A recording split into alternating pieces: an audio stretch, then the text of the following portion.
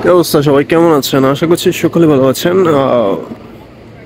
ডিমান্ডের অবস্থা দেখাচ্ছে আপনাদেরকে। আসলে বর্তমান সৌদি আরবের যে অবস্থা দেখতেছেন আপনারা, এগুলো আমার মনে হয় না আরও 1-2 বছরে এগুলো ঠিক হবে। আর এগুলো আরও 1-2 বছর আগে থেকে এমনই অবস্থা। আসলে সৌদির কাজ কাজ যে কাজের যে সমস্যাগুলো, এই অনুসারে অনেকগুলো লোক বাড়তি আছে সৌদি আরব।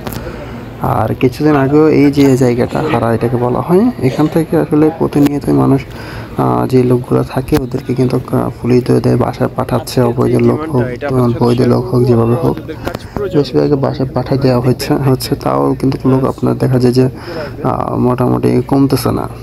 ঠিক আছে, তো কাজের পরিস্থিতি এতটা ভালো না যতটা আপনারা বাইরে থেকে মনে করেন। আর এখানে আসলে আসলে কাজ খুঁজেই পাবেন না। এখনকার বর্তমান যে পরিস্থিতি এখানে সৌদি আরবে, আপনার 1000 টাকা 1200 টাকার উপরে কোনো স্যালারি দেওয়া হচ্ছে না। আর যেই ডিমান্ডগুলো দেখতেছেন এগুলো হচ্ছে বিভিন্ন কার্পেন্টার থেকে রাজমিস্ত্রির যে কাজগুলো কনস্ট্রাকশন সাইডে আর কি, এগুলোর কাজে বেশি হয়ে থাকে। সো এগুলোর কাজ যারা জানেন তাদের জন্য একটু বেটার। তবে সমস্যা হচ্ছে, দেখা যায় আপনি ডিমান্ডে এখানে কথা বলে যাবেন, যাওয়ার পর দেখা যায় যে স্যালারি আপনার ভালো করে দেওয়া হয় না। এখানে আপনার ডিমান্ড খেয়াল করলে বুঝতে পারবেন।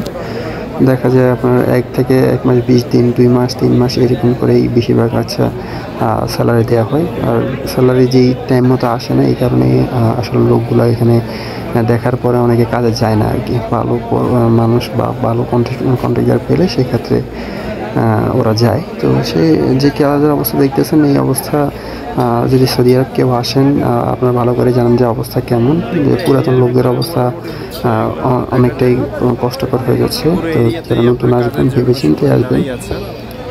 আসেন, ওরকম সমস্যা নেই। তবে পরিচিত লোক থাকলে সময় লাগবে কাজ পেতে, এটাই সমস্যা।